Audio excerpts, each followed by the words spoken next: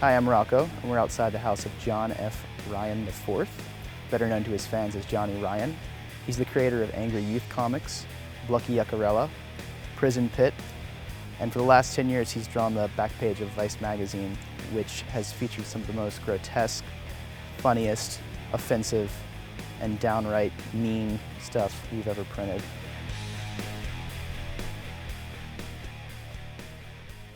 You know, as far as back as I can remember, I've always been interested in comics and sort of, redrawing the comics that I read.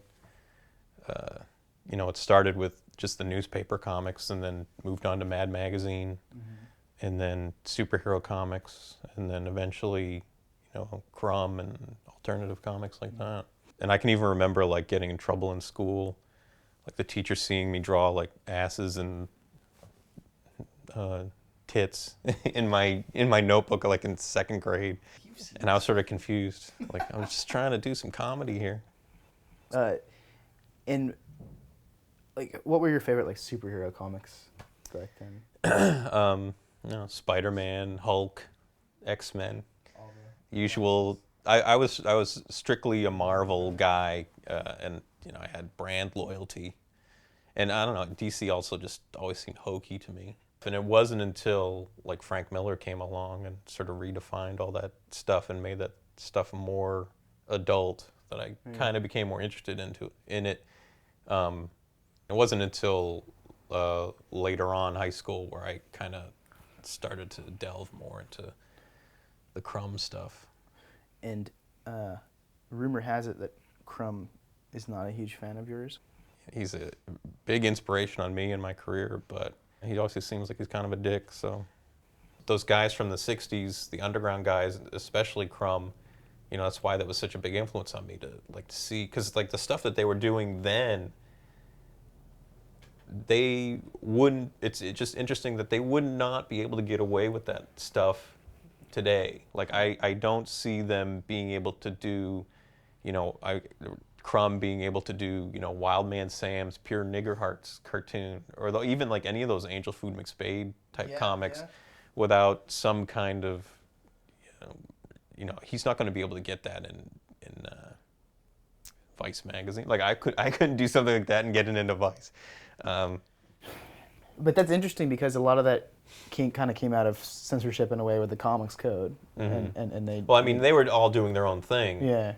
That was all like underground comics, and I essentially do my own thing with my comics. But I mean, those guys sort of were real trailblazers with the stuff that they were doing. But even like in underground comics now, things don't get that fucked up as they did back then. Shock is considered a pejorative thing. Always just trying to be shocking, but I personally look for that. Like I want things. I like things that are shocking or that cause people to be unsettled or be like, I don't know if you should do that. That to me is like real art. That's what I like. How did you start working with Vice? I started working with Vice. It started with this artist, Dave Cooper. We both invited to Angoulême, which is a comics festival in France. And I was sort of the American guy that they invited. Dave was the Canadian guy, and we went over there together and we kind of hit it off.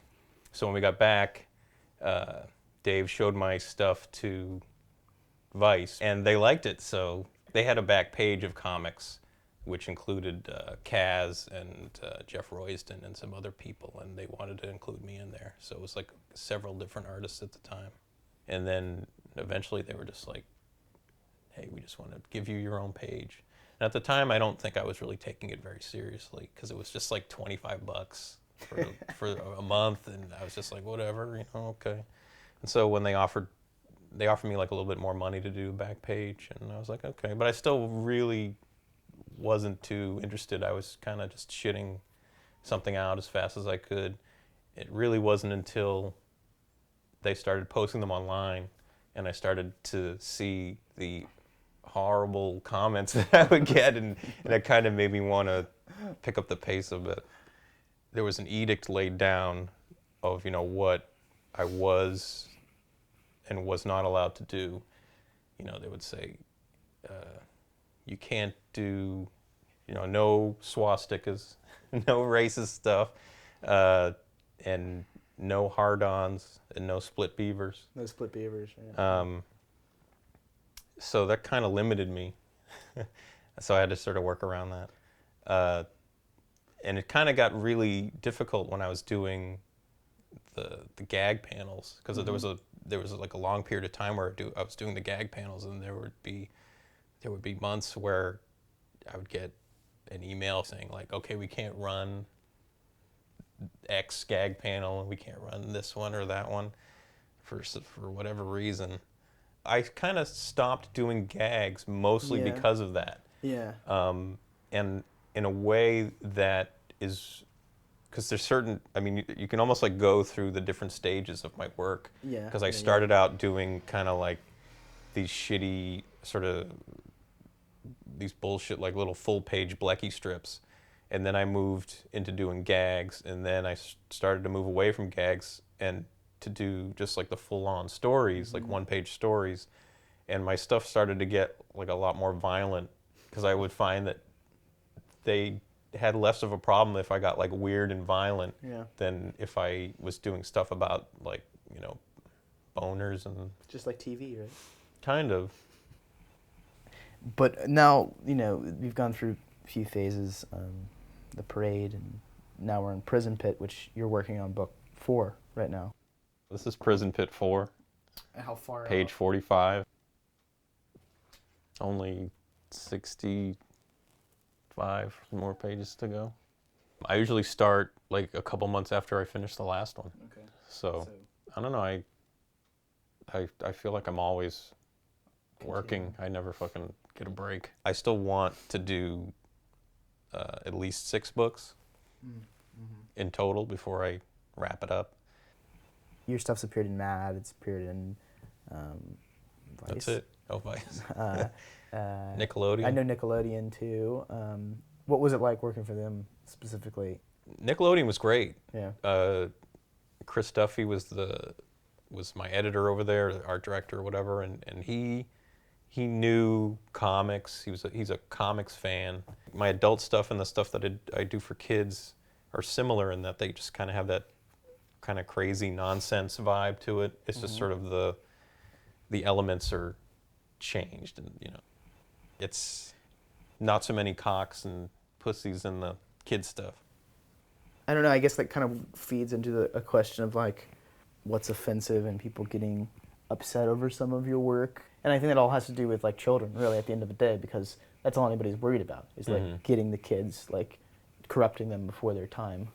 Well, it also has to do with, I mean, I think it's more than kids, because it also has to do with hurting people's feelings. You know, if you do a joke that's about like death and hurting people, and it's about like a real, you know, like 9/11 jokes, that has more to do with like, you know, you don't want to hurt the people that were involved with that.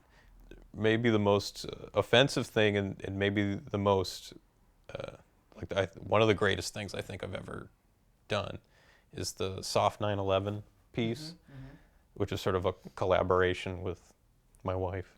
Because I sort of, you know, I designed it. I was like, this is what I want, but I don't know how to sew. Sure.